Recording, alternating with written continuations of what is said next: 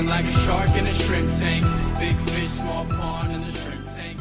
Welcome back to another episode of the Shrimp Tank. We come to you virtually from Seattle and the great PNW, the Pacific Northwest. If you want to learn how to start, grow, or run a successful business, we're the place you need to be. This is the podcast for you. It's where we say street smarts and book smarts collide. Hello again, everyone. I'm Dan Whedon, and I'm with my co-host today, the incomparable Michelle Baumberger. Our guest today is Elise Buie from Elise Buie Family Law. Divorce is often daunting, overwhelming, and frustrating. These feelings are magnified by the emotional roller coaster divorce often brings. Elise Buie assists families in every aspect of their case, from the initial comprehensive consultation to the filing of the final divorce decree and everything in between. And I'm assuming there's a lot in between. Elise is passionate. She's a problem solver who sees limitless possibilities rather than obstacles. Elise, we can't wait to talk with you. Welcome. We'll be with you in just a minute. Everyone, you can find us wherever you get your podcasts. We're on iHeartRadio, Apple Podcasts, Google Podcasts, Spotify, SoundCloud, Stitcher, and YouTube. We like to say we're ubiquitous. We come to you from about a dozen other cities, including the mothership in Atlanta, Boston, Boca Raton, whole lot more. Now, before we bring on Elise, hello there, Michelle. Hey, Dan. Feels like it's been ages since we talked. It's only been a week off of our normal schedule. Do you miss me? Is that it? I just have this feeling that you miss talking to me. Always. Oh, it's weird though. I don't know if you're having the same weather we are, but as we record this on March the 2nd, we just had snow the other day, and I mean not just a dusting, but a blanket of snow. Are you getting snow? It wasn't bad up here. We had one of those days that was all four seasons in one day. You know, the sleet, the hail, the snow, the rain, the sun, all in one day. But well, as you know, and many other people know, I'm the golf coach at the high school, and there was enough snow. And I mean, I got pictures from the golf pro up there. There was enough snow there that the first 2 days of our normal practice routine had to be curtailed because we couldn't get on the course. It was closed. And so I had to do a lot of scurrying around, a lot of logistics, a lot of admin. We ended up, and I got permission, thank goodness, because I don't know if they're going to like the divots, but we got permission to go to the middle school and practice our chipping. And I brought a bunch of plastic balls that we could hit, and brought out the putting mat and went in one of the classrooms. And so we created something out of nothing, basically, for the last 2 days. And, I like to think that we are nothing if not resilient and flexible. And I have to think that in your world, probably in both business and personal life, flexibility and resilience is something we don't always think about necessarily, but we all have to have, don't we? yeah, I think certainly in the life of an entrepreneur, both are an everyday occurrence. And I actually would maybe parse those into two slightly different concepts, right? Resilience became kind of this big word during COVID. I felt that, the resilience of business owners specifically, and all of us in mental health and other areas of our lives. But the two together, I think, probably do go hand in hand. I just hadn't really thought of them quite that way. Yeah. Well, somebody who might have thought of them that way is our guest today, Elise Buie. Welcome. I have to think that in the world of your family law practice, and especially as we're talking about divorce and some very potentially contentious and conflict and all that, flexibility and resilience is probably a daily thing in your world. Welcome, and maybe join our conversation about that. Thanks so much for having me, Dan and Michelle. And oh my gosh, resilience and flexibility are like the name of the game in divorce, because you have to be able to handle not only all the emotional stuff that's coming at you, but the logistical things. Like, we're now asking you for a myriad of financial documents. We need to talk about things from your children to your finances to your estate plan. Are you selling your house? Are you not selling your house? So, I mean, there's all this stuff coming at people. So they not only have to be flexible, but then they have to be able to see what's important and be able to get in it in a resilient way, where they're going to have to let go of some things that aren't important, and they can't, you don't get to die on every hill in divorce. I mean, unless you want to, pay like multiple hundreds of thousands of dollars and spend years in court and destroy your family. So I'm not a fan of that, for sure. Yeah, and I imagine that there's a challenge in getting folks to balance the forest and the trees in that process. And one of the things I remember from when we first met was your focus on kids in divorce. Can you talk a little bit more about that focus and why it's so important to you? Oh yeah, absolutely. I mean, I tend to be very blunt. I'm from New Orleans. We like to say things and then we put a little bless your heart at the end. So it kind of sounds nice. But I often ask my clients when they'll call me and they're, wanting to fight and they want to get all worked up about something. I'm like, do you actually hate your spouse more than you love your children? And they're usually pretty stunned by my question. And I'm like, you've got to think about what you're doing in raising this conflict. We can fight about grandma's dining room table, till the cows come home. But I mean, are we really wanting to go there? Or do we just want to show up at IKEA and get ourselves a new table and not turn that into a war? First of all, I have to ask, is that why you'd say bless your heart? I hear that all the time. So is that just to make things sound? Is that the whole crux of it? Okay. I'm curious because I know. I have to honestly admit, I didn't grow up with divorce at all. So all of the concept is really foreign to me, although I have known many who have gone through divorce, family members, things like that. And I know that it's not always, it usually isn't a quick thing like, oh, we're getting divorced. There's some sort of a slow process that it develops over time.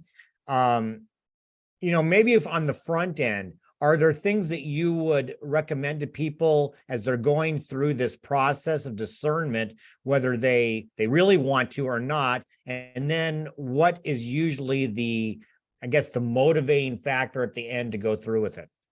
Well, I mean, your question is a great one, and it really depends on the stage of life they're in.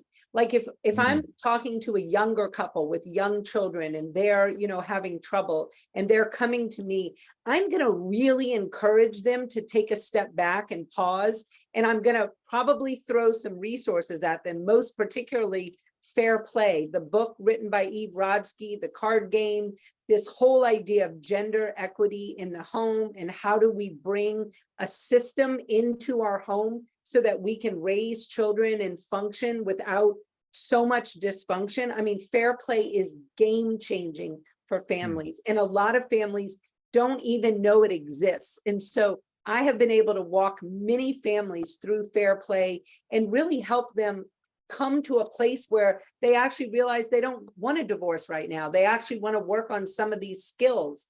And I mean, if I could get myself out of work and divorce would be gone, I'd be fine. I'd figure out a side hustle or something. It'd be all good with me. But let's say you get an older couple and they've been married forever and a day. They probably suffered through that child time and they didn't have Fair Play to help them. And so they have so much resentment built up that they really just need to get out.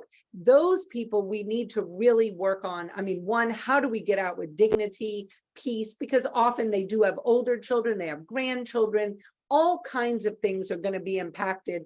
And to try to not bring that couple into a war, but bring them to a place where they can have the memories of what was good, what they did create together that was beautiful, and how can they separate in a way that brings dignity and peace to the whole family.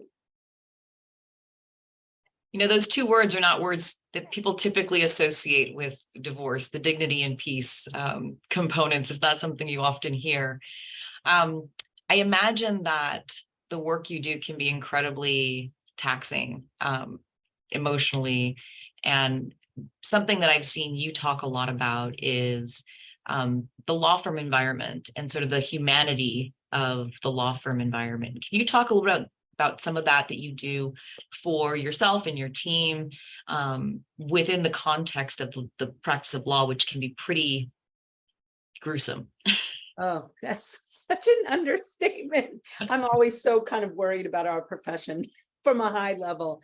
I mean, as an attorney, when I started our law firm, I mean, I was so dedicated to starting a virtual firm so that for me as a parent, I am a biological mom to 4 children, stepmom to 2, so have a very large family. And, you know, I was super interested in being a good mom on the scene. And I realized I couldn't sit at a desk all the time, like in downtown Seattle. I mean, that wasn't really working with my whole schedule of getting to football games and football practices and all the things I went to. And so we started the firm virtually, and I've been really committed to bringing women back into the workforce, you know, female attorneys who have young children, paralegals, and providing them with true unfettered flexibility. And I mean, in my mind, that is the thing, the greatest benefit I can provide my team is just, I mean, truly unfettered flexibility. People do their work when it's best for them. I have some paralegals who are like 2 a.m. warriors, and I have other paralegals who want that rigid, you know, 9 to 5. They want to work that schedule and everything in between. And I think that that has allowed us to thrive and deal with the really the emotional drain that is just family law. Because when you don't feel like you're failing in all areas of your life along with your work, you tend to just be your better self. You know, it's so interesting that Michelle asked you that question. I was going to ask you something along the same lines of that, but I'm going to now switch my question just a little bit. It sounds like everybody works virtually in your firm. Is that correct? Yes. One of the things, and I love working virtually, but one of the things that can happen is all of a sudden you can feel somewhat isolated, even from your own, the people that you work with, your colleagues. What do you do as the owner, as the boss, to make sure that in a virtual, and this probably is important for anybody in a virtual work environment, attorney or any other industry, what do you do to make sure that that level of communication, engagement, empathy, kindness, just care, how do you make sure that that stays? I mean, I think that is a great question. And it is my highest goal as the CEO of my firm. I mean, we joke that I'm like the chief cheerleader, but I mean, I reach out personally to every single person on my team every week and engage with them, you know, one-on-one about whatever's going on in their lives. But as a firm, we have a myriad of Slack channels. We use Slack very robustly. And I mean, to the, you know, we have parenting channels, we have random channels, we have recipes, we have health and wellness, we have rocket ship channels, because we're like unicorn astronauts at our firm. And so we have all kinds of channels that keep us engaged, but then we also do activities. So during the week, we'll have like lunch and learn activities where we'll all come on Zoom together, do something. We have lunch meetups where we'll meet up. We have work times where we come together and just work together on Zoom, you know, but we'll all be doing our work, but we'll be together on Zoom. We do all kinds of things. We've had cooking classes, we do vision board meetings. I mean, a bazillion things. We have retreats where the whole firm comes out to our property. We live on the Hood Canal, and so they come out and kayak, and we grill oysters and drink beer and just, you know, enjoy ourselves and be able to have fun. But I mean, it's a huge part of maintaining a virtual culture, and you must be intentional about it in order to keep that engagement up, because I think it's absolutely important for people to stay engaged and connected. But it is, I mean, care is the fundamental thing care is our highest goal in our whole firm, not only for each other as our team, but for our clients. I mean, I call it our queen bee thing, but some people on my team don't like that term. So don't tell them I said that. I hope they're listening, by the way, at some point. So, but you have to figure that on your own. And Dan, I know we need to head to break here shortly, but I did have one more thing I wanted to ask Elise before we did so. You mentioned a focus on bringing women back into the workforce and giving them unfettered flexibility. You have a podcast called the Maximum Mom Podcast. Can you share a little about what that's all about? Oh, absolutely. The Maximum Mom Podcast is a podcast through the Maximum Lawyer Group, which is a group of about 7,000 law firm owners. And the podcast is geared towards moms, attorneys, and entrepreneurs. So women who own their law firms mostly. And it has been an absolute blast to meet so many women who are running a law firm. I mean, I think of it as the ultimate trifecta. I mean, you know, I consider us kind of like superhuman, trying to be a regular lawyer, own your law firm, and be a mom at the same time. And I mean, I read something the other day and I felt so called out. Somebody said something about doing this is kind of like juggling glass balls that are on fire with knives jutting out of them while you're on a skateboard with a jetpack going down a hill and you're dying to go to the bathroom. And I was like, yes, that is my life. That is a lot. Wow. I can relate to the having to go to the bathroom, because that is one of those last things that you never get to do as a mom. Exactly. Oh my gosh.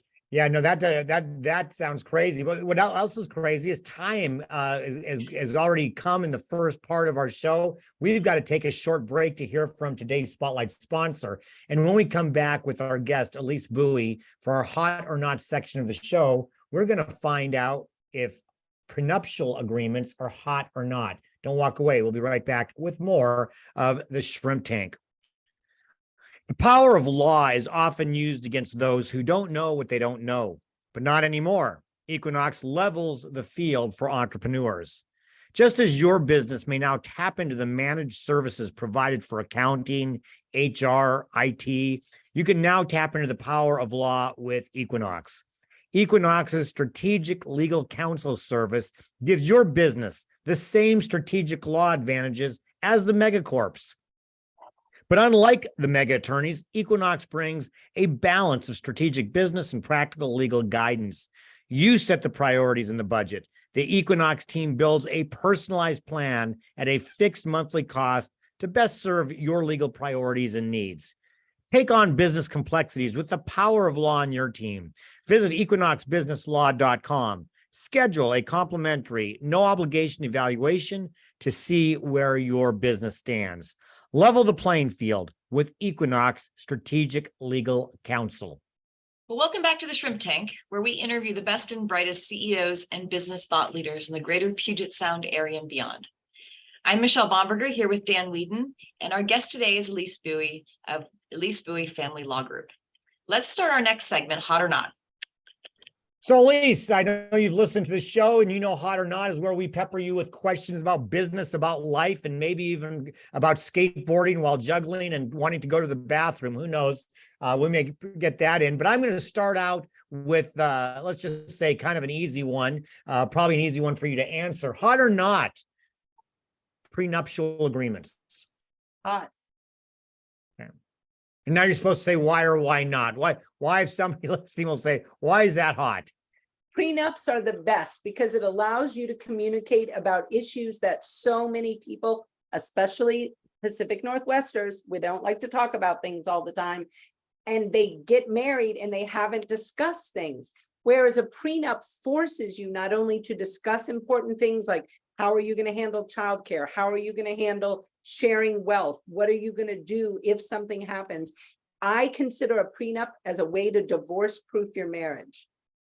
So I have a quick follow-up, Michelle, because it's interesting that you say that, a way to divorce-proof your marriage, because I have to tell you that, you know, and I've been married 36 years now. If you would have said that, you know, when we were first getting married, it was like, wait a minute.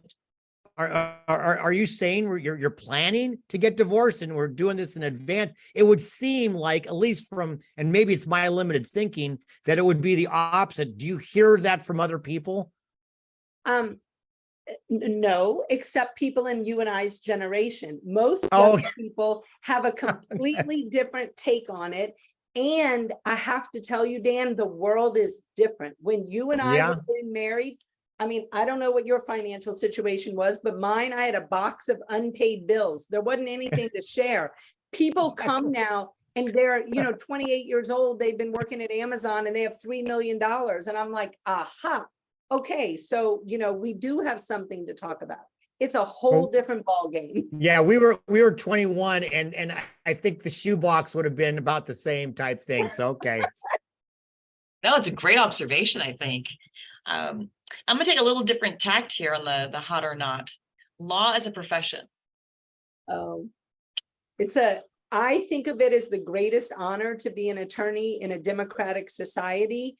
I think, though, that as a profession, we are not doing a great job of caring for ourselves and each other.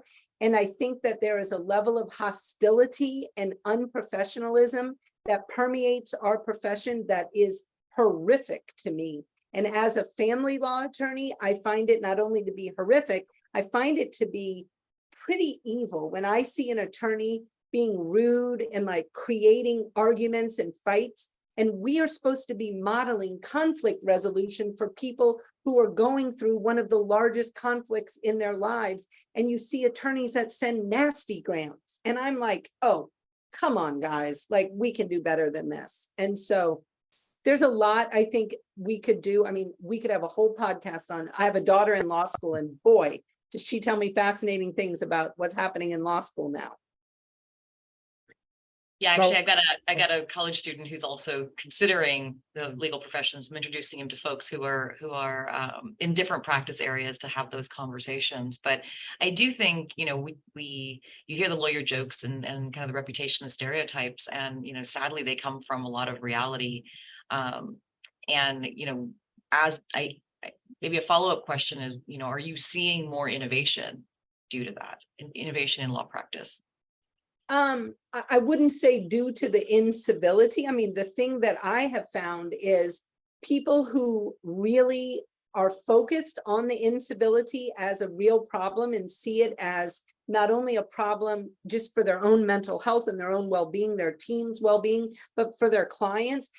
Attorneys are coming together and creating communities of like-minded attorneys. I mean, I am involved in several attorney groups where, our main focus is not being that type of lawyer and is learning, how can we raise up the profession? And, many of us speak in law school and, write about things and, try to bring out this as an issue, because I think that this whole idea of bulldog attorneys it hasn't served our profession well. So I'm not sure how to phrase this in a hot or not, so it's going to be a little bit oddly asked, but hot or not, co-parenting after divorce, and if it is hot, how do you make sure that it stays hot, especially for the kids? Oh, well, co-parenting is everything, obviously. So it's hot, and it is such an important skill to learn. I mean, as an attorney working with parents, that is probably one of my highest goals, is how can I educate my client so that they can successfully co-parent? There's so many resources out there on how to co-parent, but if you can help the couple learn a common vocabulary and a common methodology on co-parenting, you can literally take a family that might have been in massive conflict and bring them to peace. I mean, it's funny. I sit here right now as we're doing this podcast, looking out at the water, and my ex-husband is in his sailboat 100 feet off my property because he comes to our home, to visit the kids every so often. And so if you had told me, 20 years ago, I was going to, have my ex on his sailboat, anchored outside my property, I would have been like, yeah, I don't think so. But many of us can be taught, for sure. And it's what's right for the children. I would love to just follow up a little on, what are the education points and what are those skill sets that make a co-parenting relationship successful? Yeah, that's a great question. I mean, one is emotional intelligence. I mean, being able to understand, one, how you're triggered, and then two, how your communication style might be triggering that other person. So there's a lot of communication coaching that goes into it. I mean, when I was like, boots on the ground in cases every day, having clients, they would send me their emails and I actually change the language, and I would teach them how to write things like, you don't say you always are late. I mean, nobody is always anything, just learning how to use language in a way that's not inflammatory, keeping your focus on the child, keeping your focus on one issue at a time, not conflating money and children. People want to say things like, well, you can't see the kids because you didn't pay child support. That's a no-go. I mean, no judge wants to read that, I can assure you. And so helping people understand how to put their children first and really getting them absolutely grounded in how important that is for their children's psychological well-being, because most parents don't want to harm their children. And if you can help them understand how the conflict is in fact harming their children, you can help teach them to back off. So I'm going to make a little bit of a switch to the entrepreneurial side, and I could be wrong, but I kind of look at attorneys very similarly to the medical professional. You went to law school, you learned law, you learned everything about whatever your type of law is, but I'm assuming that may not have come with a lot of, hey, here's how to run a business, right? Here's how to run a business. So I'm curious, what are some of the bigger, oh, I didn't know about that, or the aha moments? What are some of the bigger surprises you've had in running an attorney firm? Oh my gosh, Dan, we do not have long enough for those aha. I mean, as I'm okay, maybe down pick the Mount Rushmore of them or something. I don't know. I mean, I would say people have been probably a very big thing about, leading people, holding people accountable, helping people develop personally and professionally, understanding how people are motivated by a variety of different things. And, what seems completely normal to me is completely foreign to somebody else. And, and so being able to get in that. The other thing for me, it has probably been the amount of what I would say are just like logistical things. And I mean, Michelle would probably just know so much of this, but I mean, anytime something has like gone wrong and then I learn, I'm like, oh, there's insurance for that? Why have I never heard of that? And so, I mean, I feel like, year after year, I'll learn about a new something and I'm like, why didn't I learn this, forever ago?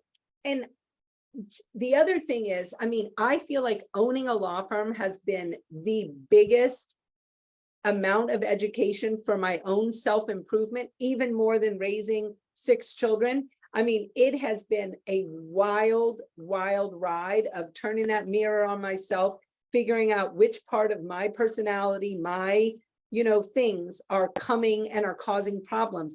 And while that's one thing that's kind of bad, because there I am being a hot mess causing problems, it's also so empowering because so much of all the problems, I can just be like, well, Elise, that's on you. So fix it, girlfriend. And, and so I find that pretty empowering too. Yeah, so much there I can relate to. Things they don't teach you in law school, but honestly, those are things that they don't teach you in business school either. I mean, It is, in fact, the school of hard knocks. I mean, it just sort of is, and there's no real way around that. Any entrepreneur, I think, would relate to that as well. I'm going to ask maybe an easy one here, but employees as friends, hot or not? That's a mixed one. I mean, I find that to be a difficult, I mean, I have several employees who are my friends. It makes it hard, I think, sometimes though, when as the employer, you have to make decisions that are business focused. And I mean, I've had to let go of people before who, I absolutely consider my friends and who come and visited me post me letting them go, and so that's it's hard though, but I think that as the owner, I mean, it's incumbent upon you to put the business and the business's needs first as you're addressing, decisions and realizing there are many other people who your decisions are impacting. Do you know? So like, it's not the place for favoritism, that's for sure. Absolutely. And I think that you mentioned emotional intelligence early on. And I think that's a huge part of being able to do that. The testament of people who are still, friends or, cordial after you have to make that kind of a difficult decision, I think is a testament to that EQ and ability to be empathetic and treat people with humanity, which is, I think, a big part of who you are. Yeah, well, definitely I try. I mean, I'm sure I fail on that too while I'm on that skateboard. Well, our skateboard keeps on rolling. We've now hit our second break. We're going to take that short break to hear from our sponsors. And when we come back with Elise Buie for our Plead the Fifth section of the show, I'm going to put Elise out of work and we're going to see how she responds. Don't walk away. We'll be right back with more of the Shrimp Tank. And Plead the Fifth is brought to you by our corporate sponsors, Ideal Life 360, Cornerstone Financial, First Underwriters Insurance, BC Fitness Studio, and Upstart Group. Please visit our website at www.shrimptankpodcast.com/Seattle to learn more about these terrific companies. Now back to the show. Thanks, Dan. Welcome back to the Shrimp Tank, where we're interviewing the best and brightest CEOs and business thought leaders in the greater Puget Sound and beyond. I'm Michelle Bomberger here with my co-host Dan Wheaton, and today we have Elise Buie as our guest. Dan, are you ready to kick off the next segment, Plead the Fifth? I am, but we've had a couple of these before, Michelle, where I have two attorneys and I'm talking about Plead the Fifth. So I don't think I have to explain this other than to tell you, Elise, you only get one. You only get one Plead the Fifth. So if we get you on one, look out. We'll probably come with the big Perry Mason questions. Who knows? But I'm putting you out of business. And you brought this on yourself, Elise. You said if there were no more divorces, you'd be fine. You go find something else. Okay. You have to start a business based on a hobby. What is the hobby and what is the business? The hobby would be hospitality. I mean, I am a good New Orleans girl. I love to have parties, cook, make drinks. So I would turn my property here on the Hood Canal into a retreat center, and I would have people here. We'd grill oysters, and I'd make blueberry lemon drops, and we would do masterminds and discuss, what it is to be a law firm owner and run a business. And I would help people as they're starting out in their journey. I can attest to this because one of the first times Elise and I met was her Mardi Gras party many years before COVID. You probably missed those over the last couple of years. So, if you could have dinner with anyone, who would it be and what would you be eating? It would be with Oprah. I just love Oprah. And what would I be eating? Well, I'd probably be eating crawfish étouffée, French toast, and my blueberry lemon drop. And that is what I'd be eating. Why Oprah? Because I have just found Oprah to be such an amazing human. I mean, she has overcome so many things. She has been an amazing entrepreneur. I loved her girls' school that she started. Like, she just gives back to the world in this way that I find amazing. And I love how she connects with people. Like, she's able to sit down with anybody. I mean, even somebody that she completely disagrees with. Like, I mean, she could sit down with Donald Trump and get him to become more human for all of us. Like, she has this ability to connect with humans. And I got to see Oprah at my daughter's college graduation. So it was kind of wild. She was the speaker at Smith College years ago. And that was just like the greatest thing. My daughter, of course, says that's the only reason I wanted to go. But, I'll say nothing about that. I'll plead the fifth on that. Well, I'm going to add to that one. Maybe we should have the two of them sit down and see if we can get some progress there, but that's a different topic altogether. The second thing, though, is I actually, this came up in Two Truths and a Lie with my team yesterday, and I took a class with Oprah in business school. She and Stedman taught it together. And to your point, Elise, she can be in a room of 100 people or probably 10,000 people, and you feel that she's talking to you. Totally. Individually. And that is just such a talent and such a warm feeling, and probably, a huge attribution to her success. So I can completely relate to that, that person as a role model. That's awesome. I love that you took a class. That's amazing. All right. Well, I have another another plead the fifth for you here. Elise, what would you say? Plead the fifth. What is the thing you like most and the thing you like least about the legal profession today?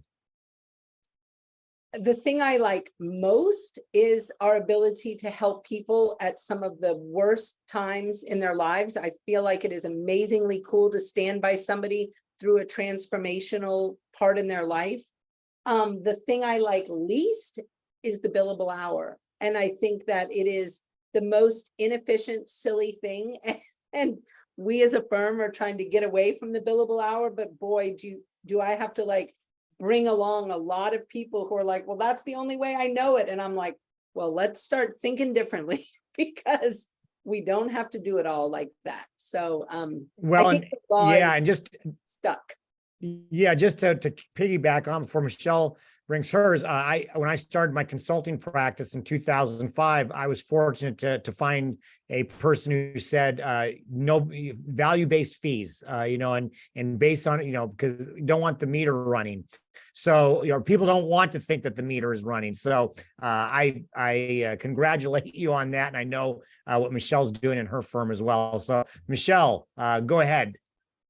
Sure. I'm going to wrap up with what advice would you give your 18-year-old self?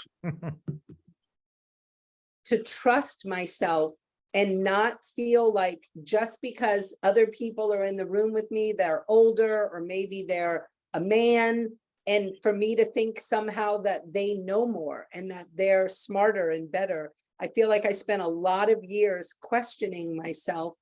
And now that I look back, I mean, I didn't have any reason to think that, obviously I have a million things to learn, but so do most people in the room with me, and I think I spent a lot of time not trusting myself. So Elise, thank you so much for being a guest here on the Shrimp Tank today. For our listeners who want to get in touch with you or learn more about your business, how can they get more information? Well, you can go online and find me on social media, but I'm probably the best. You can always email me at Elise Buie at elisebuiefamilylaw.com. I tend to be that person that people will email me and I'll hop on a Zoom chat with them and then we can kind of take it from there. I actually drove out yesterday to Port Gamble to have lunch with somebody that was just so fun. And you just never know where those things lead. So I love connecting with people. Well, thanks. We really enjoyed connecting with you today, too. For all of our listeners, make sure you check out the replays at shrimptankpodcast.com/Seattle and wherever you get your podcasts. Apple, Google, Stitcher, SoundCloud. We are ubiquitous. Please follow us on our show's social media pages on YouTube, Facebook, and Instagram as well. Well, Elise, thank you. And by the way, we're going to have to connect because you're, I think, down on the south end of Hood Canal, right? I'm up north. You passed right by me going to Port Gamble because I live in Paulsbo. So we're going to have to exchange a blueberry lemon drop or two in between. I'll look forward to that. Michelle, as always, thank you. I think we'll actually now be a little bit shorter before seeing each other next time, so it'll make up for it. Everybody, do exactly what Michelle said. Join us on our Facebook page. We live stream every Wednesday at noon. Our next show will be on Wednesday, March 8th. Linda Popke will be my co-host. In the meantime, be safe, be well, be prosperous, have a few blueberry lemon drops, because until next week, the shrimp is back in the tank. So long. I've been feeling like a shark in a shrimp tank. Big fish, small pond.